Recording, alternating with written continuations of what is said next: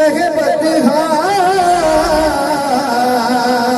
तेरा नहीं सुनता ही नहीं मांगने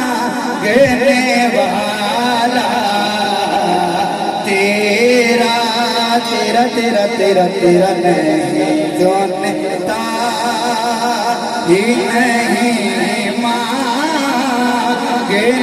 वाला तेरा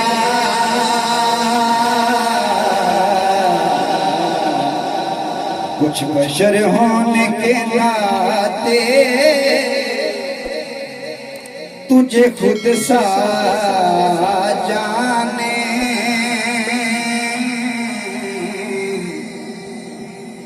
और कुछ महज बयाने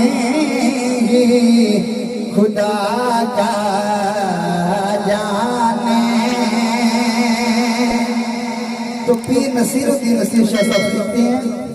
अरे इनकी औकात ही क्या है कि ये इतना जाने